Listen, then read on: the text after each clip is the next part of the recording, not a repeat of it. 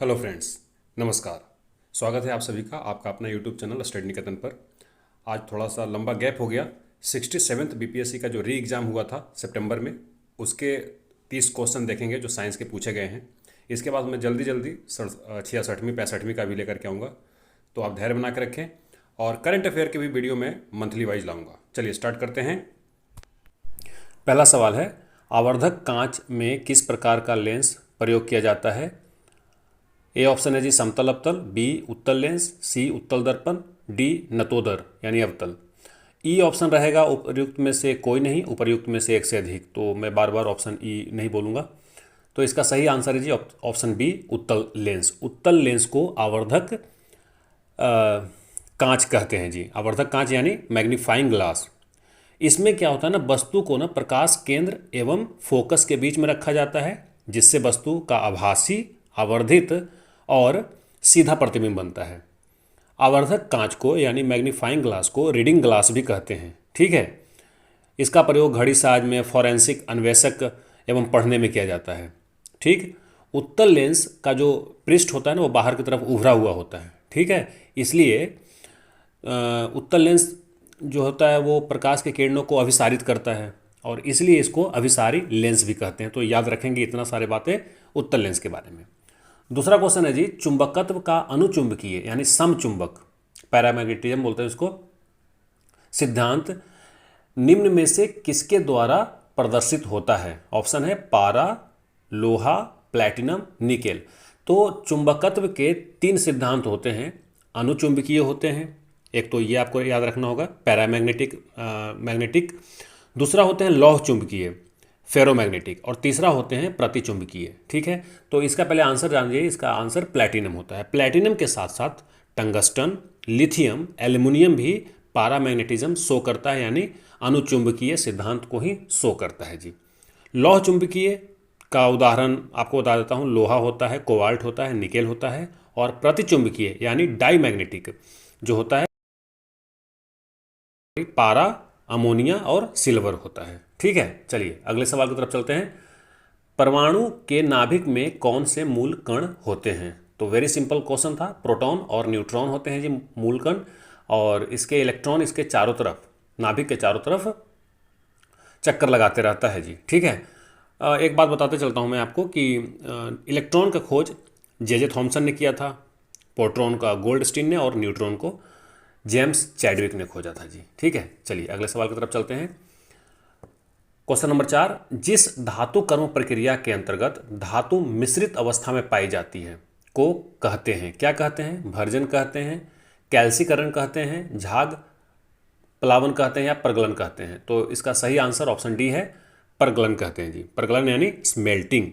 धातु कर्म के 5 प्रकार के होते हैं, मतलब उसमें सांद्रण, निस्तापन, भर्जन और प्रगलन, और साथ में शोधन भी होता है। तो इसको भर्जन कहते हैं, प्रगलन कहते हैं, स्मेल्टिंग कहते हैं, जिसमें धातु मिश्रित अवस्था में पाई जाती है। अगला सवाल की तरफ चलेंगे। अगला सवाल है, निम्न में से कौन से पीतल के घटक हैं? तो पीतल के घटक के लिए मैं आपको एक शॉर्ट ट्रिक भी बताऊंगा। पीताजी, पी से पीतल, ता से तांबा, जी से जिंक, यानी ऑप्शन कौन सा हो गया? डी हो गया, सही हो गया, जस्ता एवं तांबा।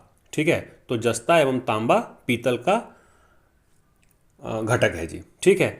आपको कांसा के घटक के बारे में बताता हूँ। कांसा में क्या होता है ना, टीन आ जाता है, जस्ता के साथ टीन आ जाता है, तो वो कांसा बन जाता है। चलिए आगे बढ़ जाते हैं। आप ना मुझे गन मेटल और जर्मन सिल्वर के बारे में बताइए, उसके कौन कौन से घटक हैं।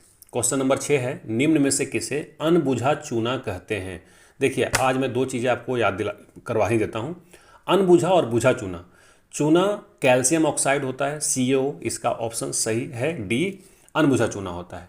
इसको बुझाने के लिए पानी डालेंगे, यानी वाटर मॉलिक्यूल, वाटर मॉलिक्यूल मतलब H2O डालेंगे।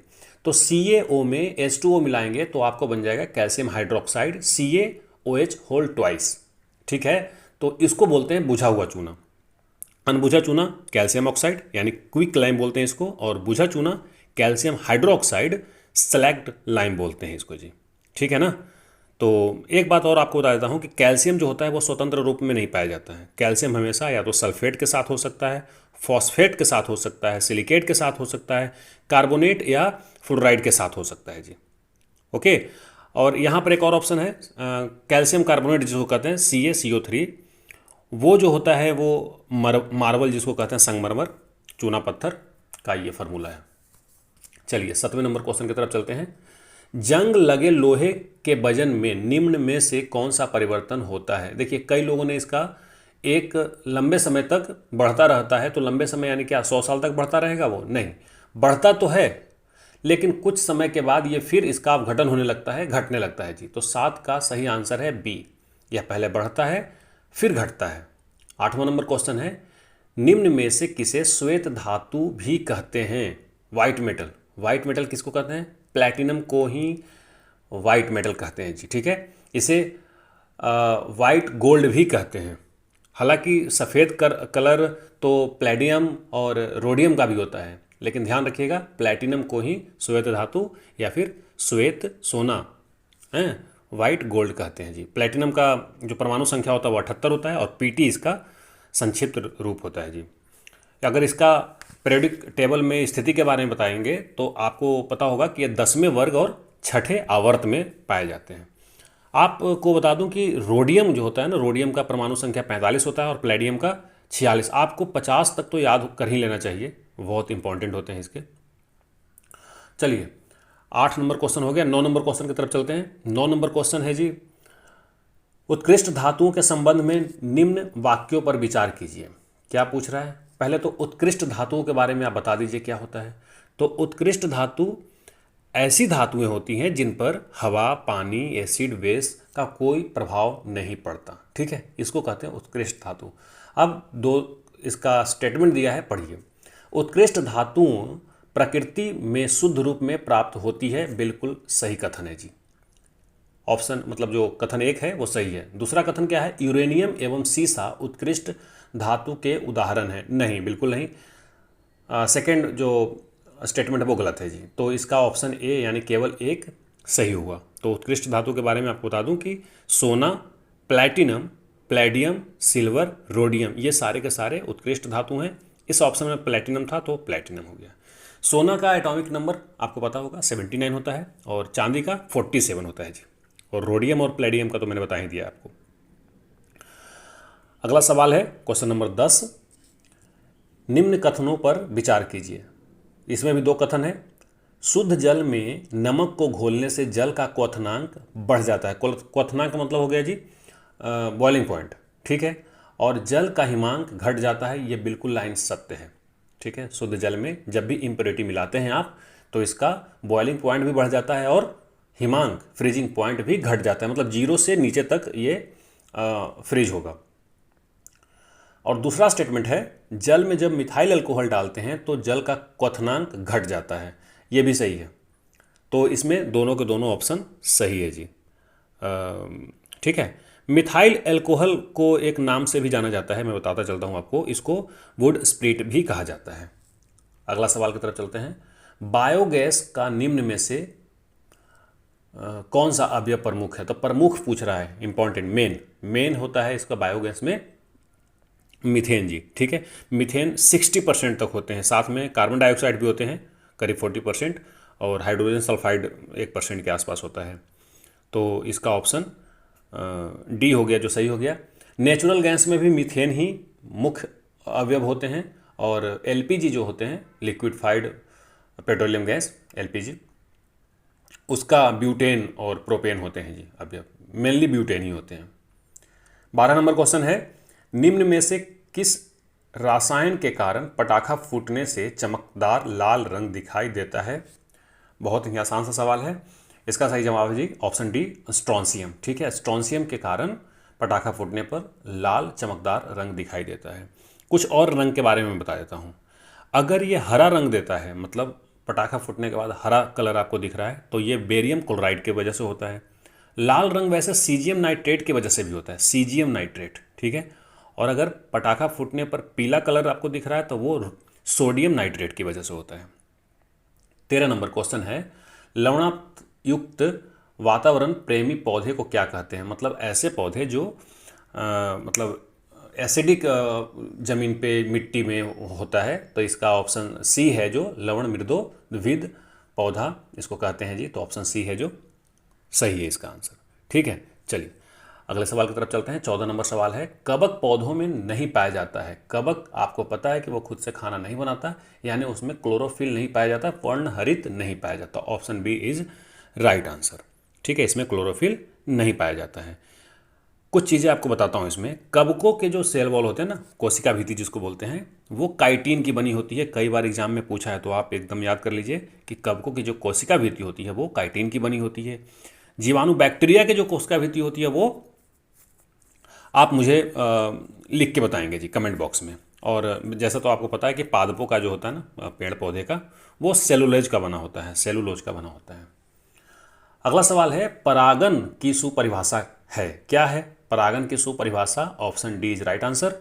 पराग कण का पराग केसर से क्लोम छिद्र तक स्थानांतरित होने की क्रिया को परागन कहते हैं। ठीक है, परागन देखिए, वायु की वजह से भी परागन होती है, जल से भी होती है, पक्षियाँ भी करती है। तो जो वायु के द्वारा परागन होता है उसको एमिनोफिली कहते हैं, और जो जल के द्वारा होता है उसको हाइड्रोफिली कहते हैं जी। जो पक्षियाँ परागन करती है उसको ऑर्निथोफिली कहते हैं। 16 नंबर क्वेश्चन है, पौधे अपना पोषक तत्व मुख्यतः किस से प्राप्त करते हैं? तो ये वायुमंडल, प्रकाश, मृदा, पर्णहरित नहीं। Option C is right answer. मृदा से करते हैं ये अपना पोषक तत्व प्राप्त जी। ठीक है, आपको बता देता हूँ कि 17 पोषक तत्व मृदा से यानी मिट्टी से, सोयल से 17 पोषक तत्वों की आवश्यकता होती है पौधों की। ठीक है, पौधों में जो जल का परिवहन होता है वो जाइलम करता है, और फ्लोएम क्या करता है? खाद्य पदार्थों का परिवहन करता है, फ्लोएम। ठीक है, क्लोरोफिल में क्या होता है जी? मैग्नीशियम होता है, क्लोरोफिल में मैग्नीशियम होता है। हम यहाँ पर पोषक तत्वों के बारे में बात कर रहे हैं, यानी न्यूट्रिएंट्स के बारे में बात कर रहे हैं। तो जो 17 न्यूट्रिएंट्स मैंने बताया आपको, उसमें दो भागों में बांट करके देखते हैं। एक माइक्रो न्यूट्रिएंट्स होता है और मैक्रो न्यूट्रिएंट्स, मतलब बृहद में और छद्म यानी कि छोटा वाला में। तो मैक्रो न्यूट्रिएंट्स में carbon, hydrogen, oxygen, nitrogen, phosphorus, potassium, sulphur, calcium और मैग्नीशियम आता है। वहीं माइक्रो न्यूट्रिएंट्स में boron, chlorine, copper, ferrous, molybdenum, manganese, nickel और जिंक होते हैं जी। चलिए अगला सवाल पढ़ते हैं जी। अगला सवाल है, पाइन, फर, स्प्रूस, सेदार, लार्च एवं साइप्रस जैसे मशहूर लकड़ी उत्पादक पौधों में से बहुत से भारत के पहाड़ी क्षेत्रों में भी पाए जाते हैं। ये सभी क्या कहलाते हैं? तो ऑप्शन ए ही इसका सही है जी आंसर। अनावृत बीजी कहलाते हैं। देखिए, अनावृत बीजी के मतलब इनके बीज जो होते हैं वो नग्न होते हैं, मतलब कह सकते हैं इसके ऊपर कोई कवर नहीं होता है, कोई आवरण नहीं होता है। ठीक है ना, तो इसलिए इसको अनावृत बीजी कहते हैं। और अनावृत बीजी मतलब जिस वर्ग में आते हैं, इस वर्ग में पौधों में जड़, तना और पत्तियां पाई जाती हैं। एक आवृत बीजी होते हैं, इसको संवहनी पादप कहते हैं, जिसमें जो बीज जो होते हैं वो फलों के भीतर होते हैं, अंदर होते हैं, मतलब अंडाशय के अंदर कह सकते हैं। इसमें पुष्प भी होते हैं। उदाहरण के लिए आम, सेब, नाशपाती, नारंगी, ये सब के सब ऐसे फल हैं जिनके बीज जो होते हैं फलों के अंदर पाए जाते हैं। 18 नंबर सवाल है, निम्न जोड़ों में से कौन सा जोड़ा सुमेलित है? सुमेलित पूछ रहा है जी। ट्यूबरकुलोसिस, एटीएस गलत, टिटनेस, बीसीजी गलत। बीसीजी तो ट्यूबरकुलोसिस के लिए होता है, टीबी के लिए। मलेरिया, क्लोरोक्विन बिल्कुल सही, option C is right answer. और स्कर्वी थायमीन की वजह से नहीं होता है। स्कर्वी जो होता है ना वो विटामिन सी की वजह से होता है, और विटामिन सी को क्या बोलते हैं? Ascorbic acid. Thiamine vitamin B को बोलते हैं, तो डी भी गलत है। टिटनेस के लिए आपको बता देता हूँ कि एटीएस का टीका लगता है या फिर डीपीटी का टीका लगता है। डीपीटी भी लगता है और एटीएस, एटीएस मतलब होता है एंटी टिटनेस सीरम। तो एटीएस का टीका या डीपीटी का टीका टिटनेस के बचाव के लिए लगता है, और बीसीजी का टीका लगता है टीबी के बचाव के लिए जी। क्लियर है? चलिए अगले सवाल की तरफ चलते हैं। लाल रक्त कणिका विहीन जंतु है, तो केचुआ, जिसका रक्त तो लाल कलर का होता है लेकिन इसमें आरबीसी नहीं पाया जाता। आपको याद होना चाहिए, इसमें आरबीसी नहीं पाया जाता जी। ठीक है, तो इसका रक्त लाल कैसे होता है? क्योंकि इसके अंदर हेमोग्लोबिन पाए जाते हैं। बाकी सर्प, मोर और मेढक जो ऑप्शन दिया है इसमें आरबीसी पाए जाते हैं। अगला सवाल है, कार्बोहाइड्रेट के अपघटनोपरांत अंतिम रूप से क्या बनता है? तो अंतिम रूप से ग्लूकोज बनता है। ग्लूकोज एक प्रकार के मोनोसैकेराइड होता है जी, मतलब, और ग्लूकोज का आपको फार्मूला पता है C6H12O6, राइट है ना। माल्टोज जो होता है वो डाइसैकेराइड होता है, मतलब दो ग्लूकोज घटक इससे मिलकर के माल्टोज बनता है। कार्बोहाइड्रेट का काम क्या है? शरीर को ऊर्जा प्राप्त प्रदान करना। वैसे फैट यानी वसा भी शरीर को ऊर्जा प्रदान करता है जी। प्रोटीन जो होता है वो 20 प्रकार के अमीनो एसिड से बनकर के तैयार होता है, ठीक है। और इसकी जरूरत क्या होती है? शरीर की वृद्धि और स्वास्थ्य की रक्षा करता है प्रोटीन। अगला सवाल की तरफ चलते हैं। अगला सवाल है, अधिकतर एंजाइम होते हैं, वेरी इंपॉर्टेंट, कई बार एग्जाम में पूछा है, इस बार भी पूछा है इसने। Option D is right answer, protein. अधिकतर एंजाइम जो होते हैं वो प्रोटीन होते हैं जी। अगला सवाल है, किस वैज्ञानिक चिकित्सक ने पहली बार टीकाकरण की शुरुआत की थी? पता है तो बताइए। बिल्कुल सही, option C is right answer, Edward Jenner ने पहली बार टीकाकरण की खोज की जी। और मैं आपको बताता हूँ कि इन्होंने चेचक की टीका की खोज किया था। जोसेफ लिस्टर भी ऑप्शन में है। जोसेफ लिस्टर के बारे में आपको बताता हूँ कि इन्होंने एंटीसेप्टिक द्वारा चिकित्सक मतलब पद्धति का खोज किया था। रॉबर्ट कोच के बारे में जानते हैं तो बताइए। बिल्कुल सही, इन्होंने हैजा के टीका, हैजे जो होता है ना, हैजा के टीका के खोज किया था रॉबर्ट कोच ने जी। और एडवर्ड जेनर के बारे में मैंने आपको बता ही दिया है। चलिए, एक आपने सुना होगा उनका नाम, फ्लेमिंग जी का, अलेक्जेंडर फ्लेमिंग। उन्होंने एंटीबायोटिक का मतलब खोज किया था जी, वो भी आप याद रखेंगे। अगला सवाल है, वॉशिंग मशीन का कार्यकारी सिद्धांत क्या है? तो अपकेंद्रन इसका कार्यकारी सिद्धांत है, मतलब ऑप्शन बी। जब कोई गतिमान वस्तु केंद्र के चारों तरफ गति करता है तो बाहर की तरफ एक बल लगता है, ठीक है। हालांकि ये रियल फोर्स नहीं होता है, ये छद्म बल होता है, स्यूडो फोर्स। अभिकेंद्री बल का आप ऑपोजिट कह सकते हैं। अभिकेंद्री बल केंद्र की तरफ लगता है, ये अपकेंद्री बल बाहर की तरफ लगता है। इसी सिद्धांत पर वॉशिंग मशीन काम करता है जी। वैसे जो मक्खन निकालने वाला जो मशीन होता है, दूध से मक्खन निकालता है, वो भी इसी अपकेंद्रन के सिद्धांत पर कार्य करता है। अगला सवाल है, प्रकाश की गति निम्न में से किस में न्यूनतम होती है? तो मैं बता देता हूँ कि सॉलिड में न्यूनतम होती है प्रकाश की गति जी। और यहाँ पर सॉलिड क्या है? कांच, शीशा जो है वो सॉलिड है, तो इसमें सबसे कम प्रकाश की गति होती है। और सबसे अधिक किस में होती है? निर्वात में, शून्य में, ठीक है। अगला सवाल है, निम्न में से कौन सी सदिश राशि नहीं है? देखिए, वेग, वेलोसिटी सदिश राशि है, बलाघूर्ण यानी टॉर्क सदिश राशि है, विस्थापन यानी डिस्प्लेसमेंट ये भी सदिश राशि है जी, गति यानी स्पीड, स्पीड जो है वो अदिश राशि है। अगला सवाल है, यदि धरती के घूमने की गति घूर्णन बढ़ा दी जाए तो भूमध्य रेखा पर पिंड का वजन क्या होगा? देखिए, अगर पृथ्वी जिस गति से घूम रही है उसके बाद जो मेरा वजन है, वजन मतलब mg, मतलब हमारा बॉडी के द्रव्यमान, और g ग्रेविटेशनल एक्सेलरेशन जिसको बोलते हैं, इसके ऊपर डिपेंड करता है।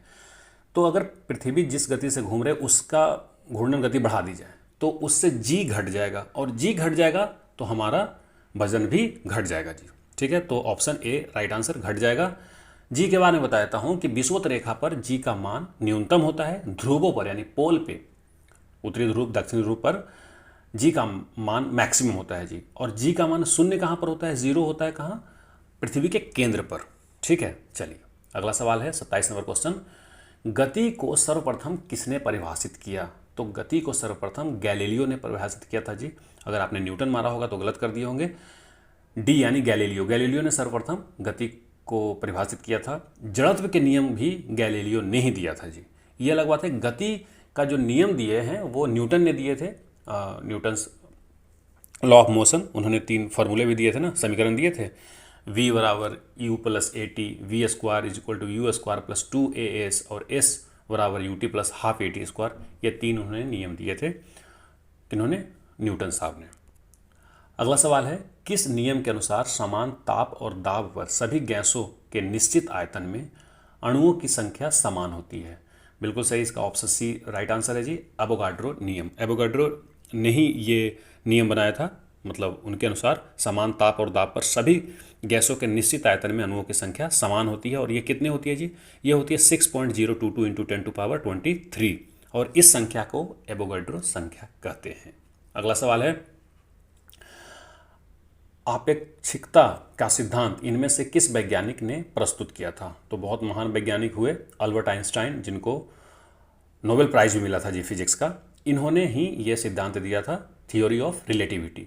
हालांकि आपको बता देता हूँ कि इनको नोबेल प्राइज इस सिद्धांत के लिए नहीं मिला था। इन्होंने इसके अलावा, थ्योरी ऑफ रिलेटिविटी के अलावा, 2 और प्रिंसिपल दिए थे। फोटो इलेक्ट्रिक इफेक्ट, जिसके लिए इनको 1921 में नोबेल प्राइज से नवाजा गया था। और साथ ही इन्होंने एक द्रव्यमान ऊर्जा समतुल्यता, आपको पता होगा, mass energy equivalence is equal to mc², जिसको कहते हैं, भी दिया था। तो इनके 3 प्रिंसिपल आपको याद रखना चाहिए। कौन कौन सा? फोटो इलेक्ट्रिक इफेक्ट, जिसके लिए 1921 में इनको नोबेल प्राइज मिला, साथ में mass energy equivalence is equal to mc², और तीसरा थ्योरी ऑफ रिलेटिविटी, जिसके बारे में सवाल पूछा गया है बीपीएससी में। ये इस बार मतलब साइंस के ये 30वां और आखिरी क्वेश्चन है। एक संवाहक मतलब कंडक्टर के तापक्रम परिवर्तन के कारण इनमें विभव परिवर्तन होता है। इस घटना को कहते हैं, इस घटना को सीवेक प्रभाव कहते हैं जी, सीवेक इफेक्ट कहते हैं। ठीक है, तो देखिए 30 क्वेश्चन जो मैं करवा चुका हूँ, 68वीं के करवाया, 67वीं के करवाया, फिर 67वीं के ये री एग्ज़ाम हुआ था उसका करवाया, अब 66वीं का भी लेकर के आऊँगा। तो ये आप 69वीं बीपीएससी देने जाने से पहले बिल्कुल इसको बार बार देखें, और हो सकता है कि इन्हीं में से कई क्वेश्चन तो आपको मिल जाएंगे। चलिए मिलते हैं अगले वीडियो में। आप सभी का बहुत बहुत धन्यवाद। नमस्कार।